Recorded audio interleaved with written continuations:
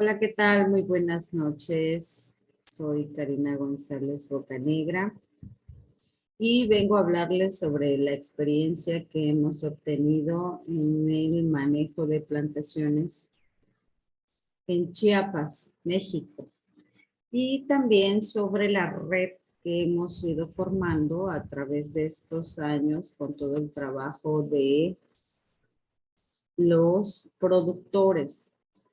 Bueno, básicamente ese es el tema del día de hoy. Vamos a trabajar con este tema y les voy a platicar de qué se trata. Bueno, ¿quiénes somos? Nosotros somos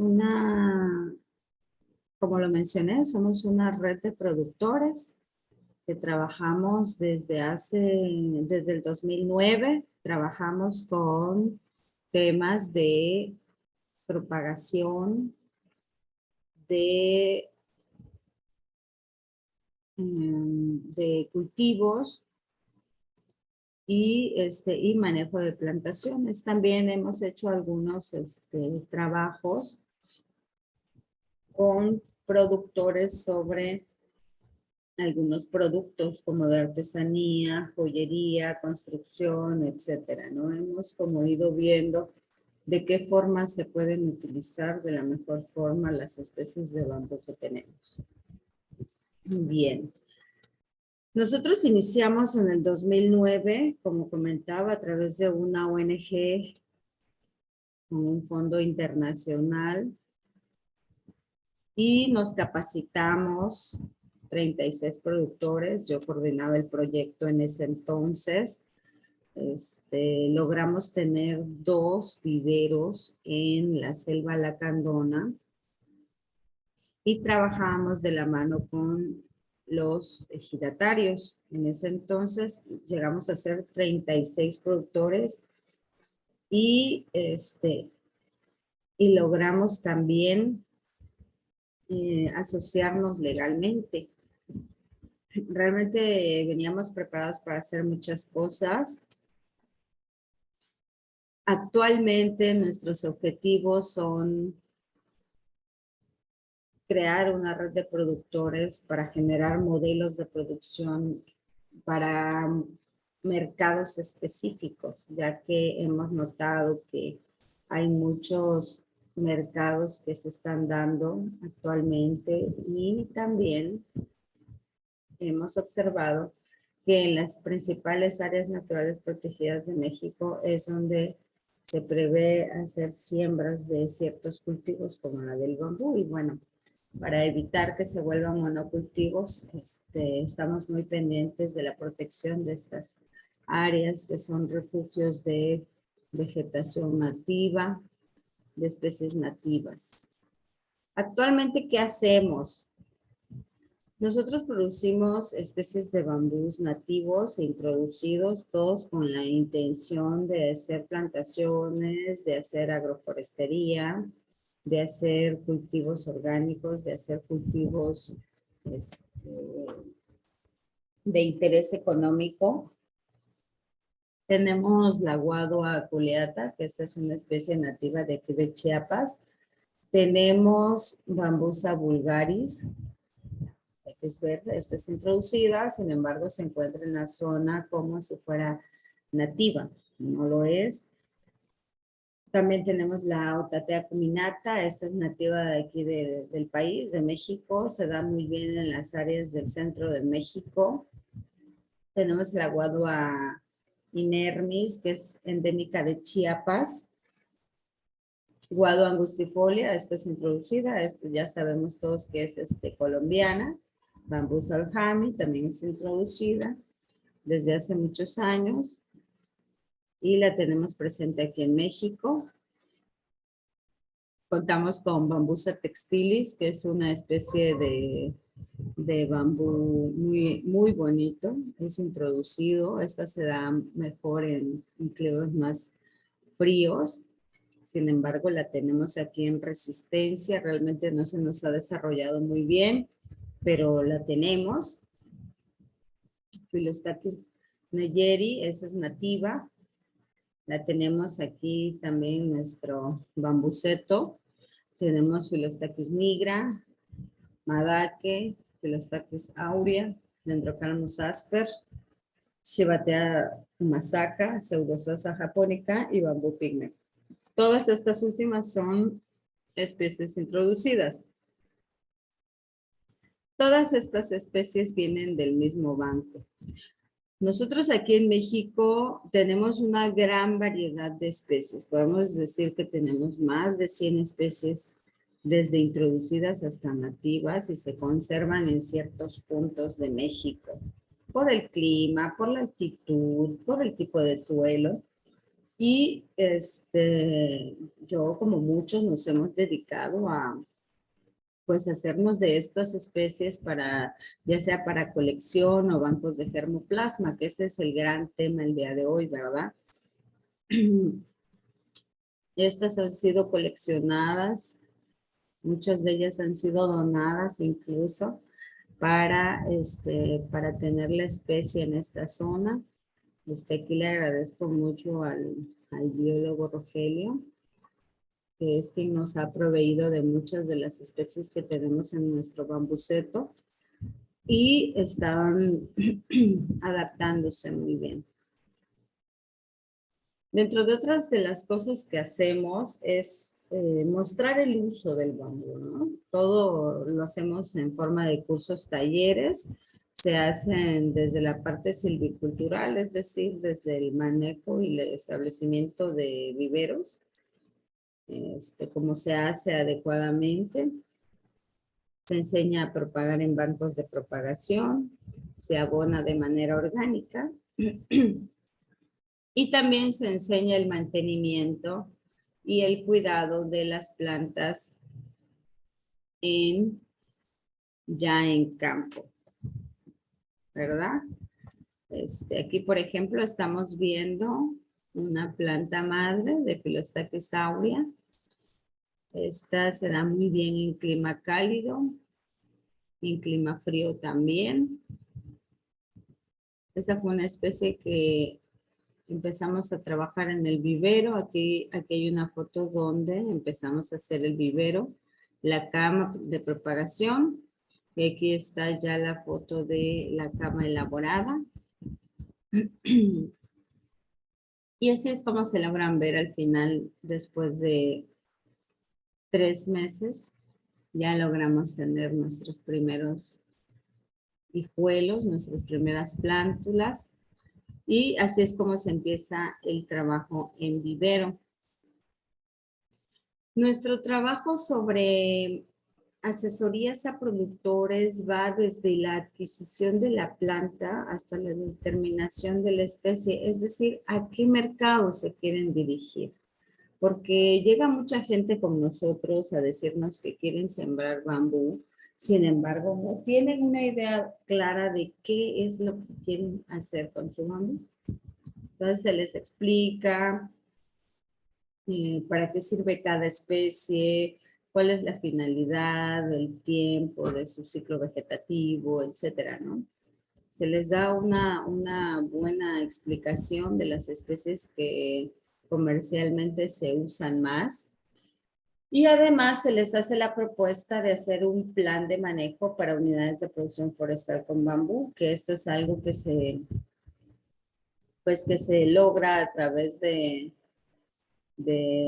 documento, ¿no? Que se arma de cada establecimiento por cada productor. El plan de manejo no es más que nuestro manual, nuestra Biblia del bambú, que nos dice qué hacer en cada momento de nuestra plantación, cuándo vamos a dar un mantenimiento, cuándo vamos a podar, cuándo vamos a entresacar, cuándo vamos a fertilizar, a trasplantar, etcétera, ¿verdad? Eso es todo lo que nos enseña nuestro plan de manejo. Y por supuesto que este plan de manejo nos lleva de la mano a tener convenios de compra-venta de nuestra producción. Una cosa no va peleada con la otra, al contrario, va muy de la mano. Bien, ya cuando estamos centrados en el tema de la siembra, primeramente nosotros trabajamos con todas las labores culturales previas a la siembra, que van desde la ubicación del predio, el mapeo, es decir, se geoposiciona con GPS, se mapea el espacio. Y aquí tenemos a Jorge que está recorriendo un predio que se limpió precisamente para sembrar guadón de hace 2 años. Y se baliza. Entonces se van marcando las puntas del terreno, todas las mojoneras, los espineros, y así es como se logra hacer el mapeo. Después de esto se toma una muestra de suelo y se analiza para saber cuál es el déficit que tiene el suelo que estamos empezando a trabajar, y en base a eso se hacen las compostas o los abonos necesarios para tener un suelo pues bueno, bastante fértil para el momento de la siembra. También tomamos en cuenta la ubicación del abastecimiento del agua y lo tomamos muy en cuenta porque hay lugares donde no hay agua cerca y eso hace que los costos se eleven. Entonces sí es algo que hay que tomar en cuenta antes de hacer cualquier tipo de plantación y es algo que mencionamos, ¿no? Siempre. No es lo mismo regar a mano una plantación de 1 hectárea o hectárea y media a regar una plantación de 20, 30 hectáreas a mano, ¿verdad? Eso es imposible o es mucho más trabajo. Entonces hay que pensar muy bien en todos estos detalles antes de hacer una plantación, sobre todo esas dimensiones. Por supuesto, el control de maleza, el aullado, el traslado de la planta y todo lo que es las obras de conservación de agua se hacen de la mano con todo el previo trabajo a la siembra. Es decir, que es una obra de conservación de agua que vamos a detectar las curvas de nivel para poder hacer ahí nuestros pequeños zanjas de infiltración, ya sea para colecta de suelo o colecta de agua. De esto ya depende de la orografía de cada terreno, ¿verdad? Después de esto, ya viene lo que es el implante, la implantación de cada planta. Son plantas de 6 meses, como se ve aquí en la foto. Y en algunas ocasiones ponemos hidrogel como para mantener a la planta húmeda también. Y estamos monitoreando constantemente los indicadores de sobrevivencia, como en este caso ya se le hizo a esta planta.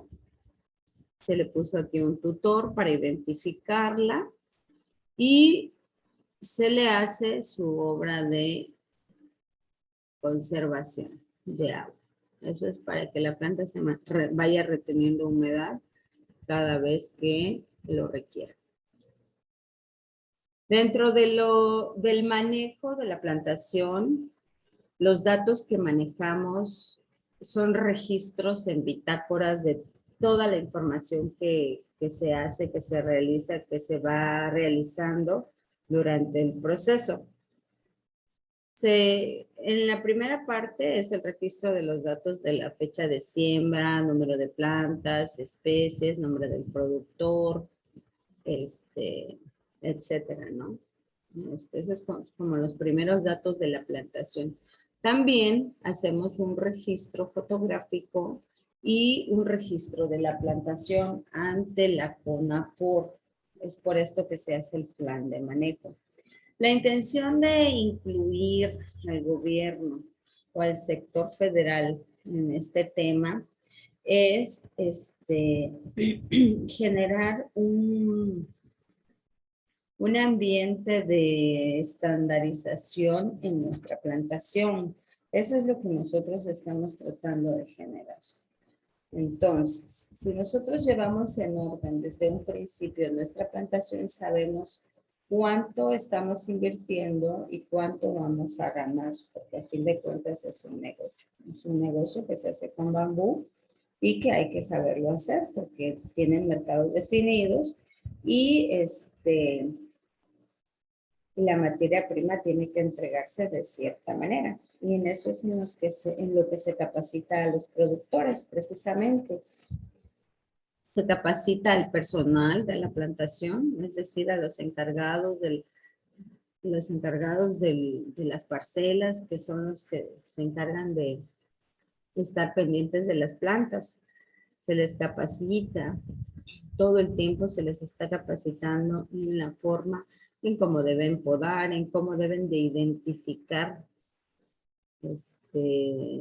un brote, un rebrote, un culmo joven, etcétera, ¿no?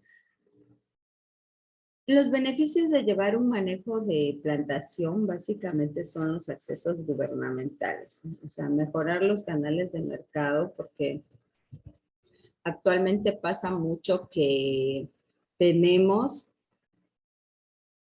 la plantación desde hace muchos años, pero no se le da ningún tipo de manejo. Eso es una realidad. O sea, no se le da ningún tipo de manejo. Y nunca sabemos realmente hacia dónde le vamos a tirar con nuestra plantación. O sea, generalmente lo dejamos así como ahí se va y a ver qué pasa, ¿no? No debe de ser así, debe de ser algo más controlado. Algo que se vuelva una realidad y para tal motivo es necesario llevar registros de todo lo que se hace. Dentro del manejo forestal, lo que nosotros hacemos son básicamente podas y raleos. Las podas se hacen 2 veces al año, los raleos 1 vez al año.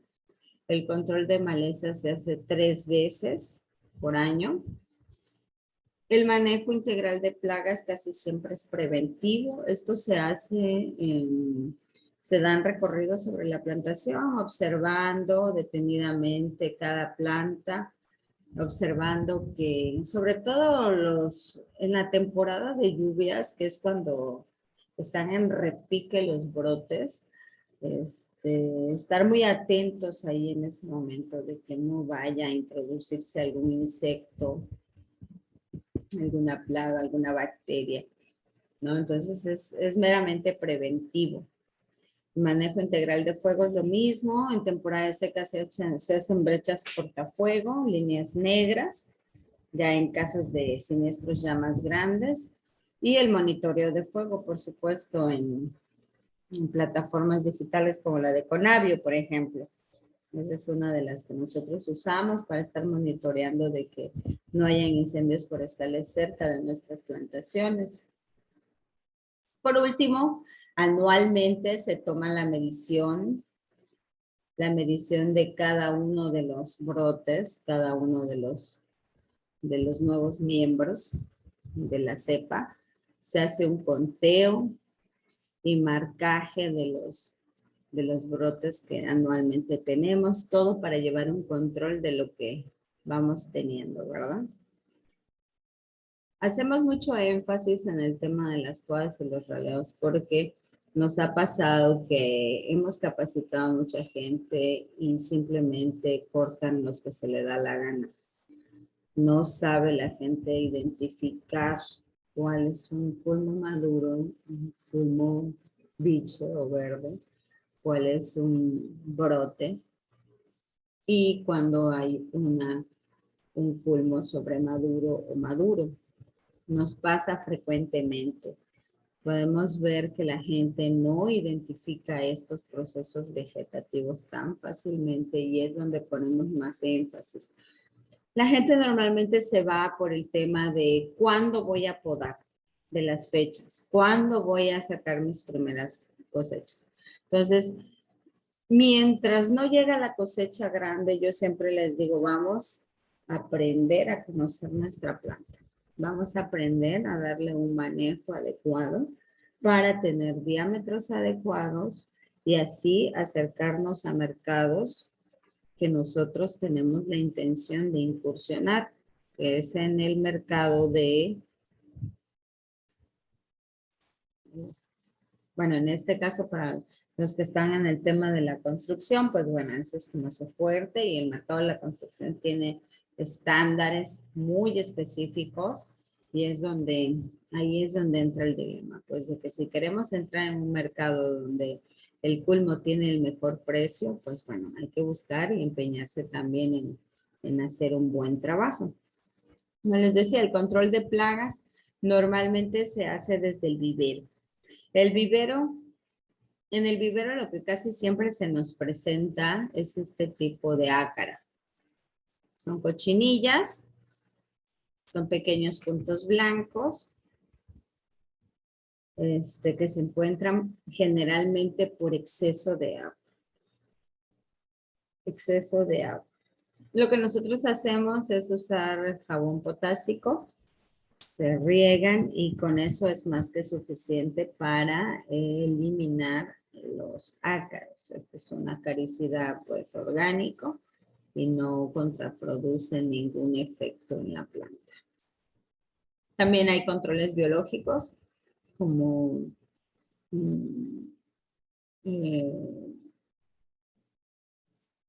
Beauveria, el hongo Beauveria, no recuerdo ahora su nombre completo. El hongo de la Beauveria es un hongo que va comiéndose las bacterias que se puedan pegar en el culmo y esto hace que se regule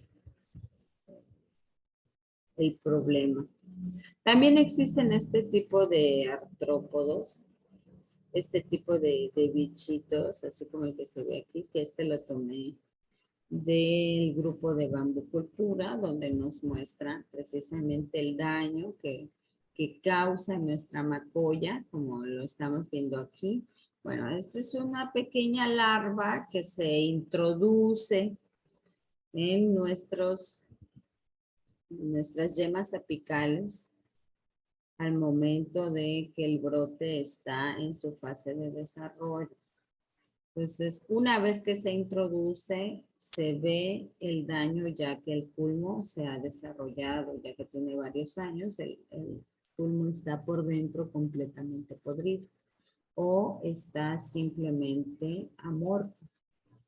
Entonces, todo lo que se hace en contra de las plagas normalmente debe de ser preventivo, al menos en nuestro caso siempre lo hacemos así. Porque una vez infestada una plantación de ciertas plagas, como desde los ácaros hasta los insectos o roedores, ya no podemos hacer mucho. Todo tiene que ser preventivo. Hay que tomar mucho en cuenta esto.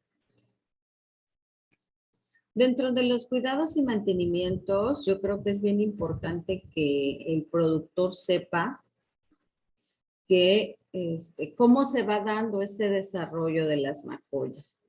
Nosotros básicamente les ponemos sobre la mesa las características morfológicas de la planta.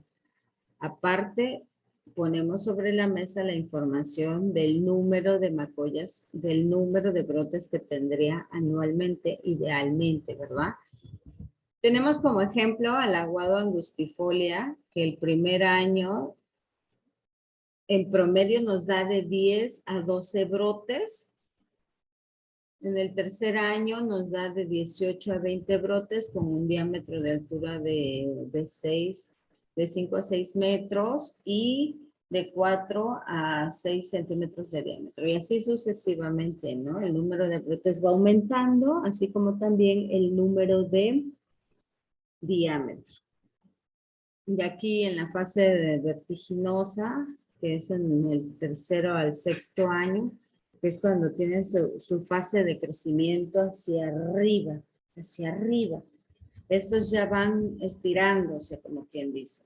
Y del sexto al décimo año ya es cuando alcanzan una etapa de estabilización, que quiere decir que los brotes ya no siguen engrosando, ya se estabilizan, ya llegan a su máximo desarrollo.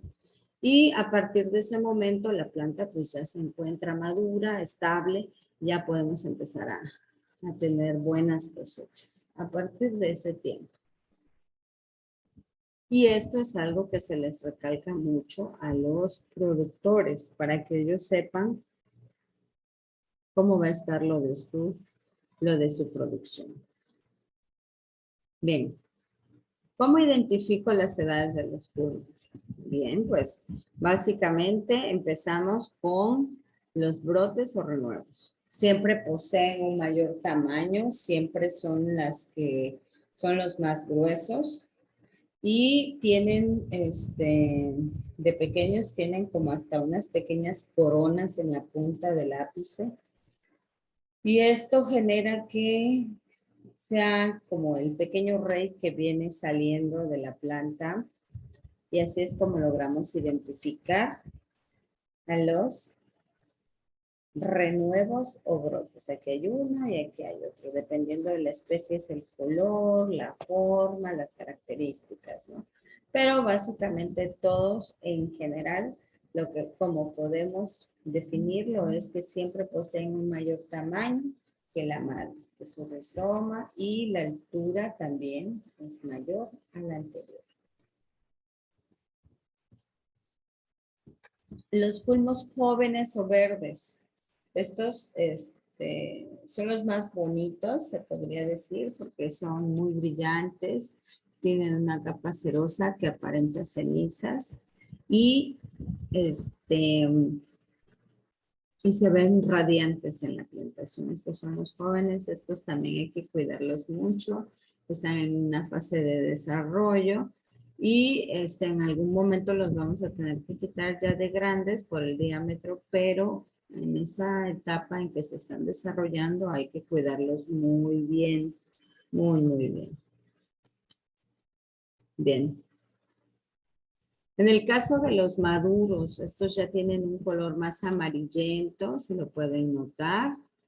Ya se ven con manchas blancas, con musgo, con líquen. Y ya se ve su estructura de otra forma, ¿verdad? Ya estamos seguros que esto ya tiene un color adecuado para su aprovechamiento. Y por último, no podemos dejar pasar el tema de las edades de los culmos sobremaduros. Bueno, los sobremaduros se observan hongos, ya van tornando color rojizos como estos que aquí apenas si se aprecian, pero sí existen. Sí, aquí están, miren. Y apenas si se ven.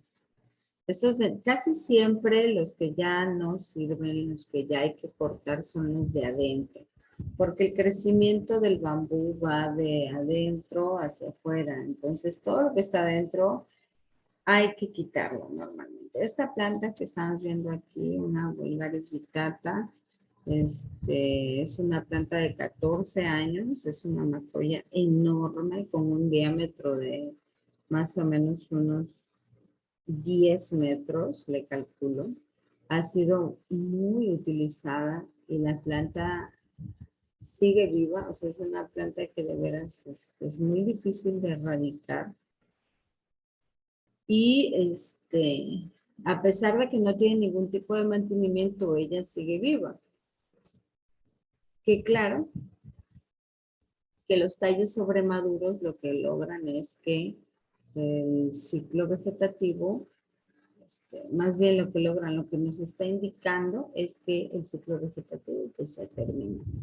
Ya cuando están esponjados, cuando están rojos, ya podridos, es que hay que sacarlos, porque si no también puede podrir nuestros cuellos de rizomas. Bien.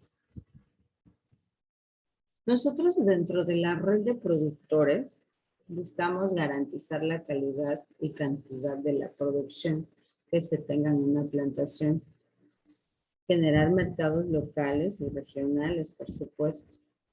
Tener ese acceso a los mercados internacionales con este gran documento de un plan de aprovechamiento. Lograr convenios de colaboración entre productores y clientes, ¿no? Que es lo que hemos venido haciendo últimamente.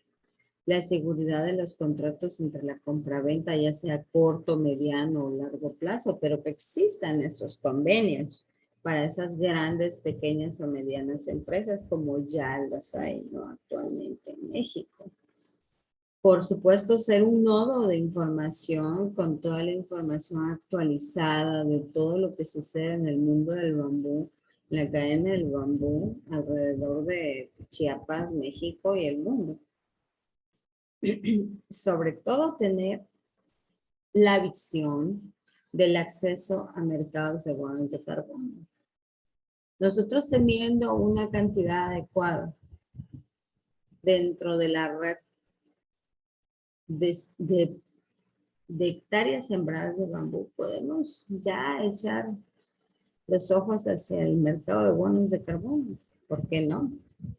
Esta es una gran opción para los productores. Y bien, ¿cómo puedo ser parte de la red de los productores de bambú? Pues si eres productor de bambú, se requieren datos de la plantación, tales como ubicación, coordenadas, el mapa digital, el nombre del productor, la edad de la plantación, especies, número de cepas, etcétera. Todos los datos de la plantación. Si es que no la tiene registrada, y si la tiene registrada, pues el número de su registro ante la CONAFOR.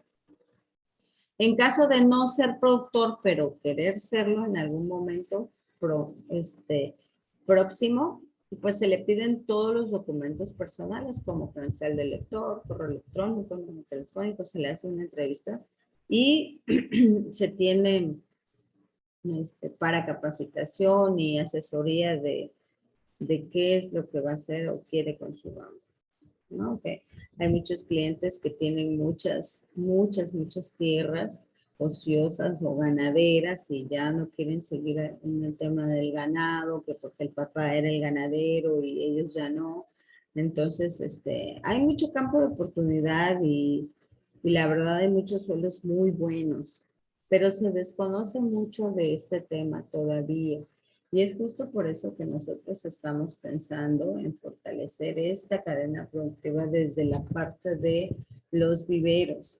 Nosotros somos hijos de Bambú Verde. Nosotros hemos hecho nuestro bambuceto de puras especies nativas que se encuentran en México y sabemos la ubicación exacta de cada una de las madres de las plantas que nosotros manejamos. Sabemos su talla, sus edades, sus características. Enfatizamos mucho en eso, en la parte de la genética de nuestras plantas, para asegurar, claro, nuestro mercado, nuestro cultivo. Entonces, bueno, por mi parte yo creo que es todo lo que les voy a compartir el día de hoy. Pero si tienen dudas acerca del trabajo que hacemos, pues con mucho gusto me pueden preguntar y yo les estaré contando más detalles.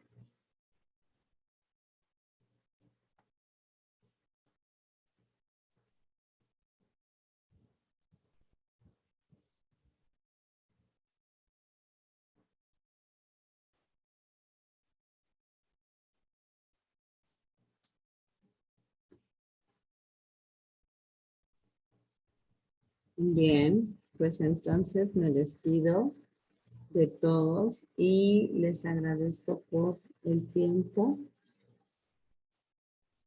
Hasta pronto.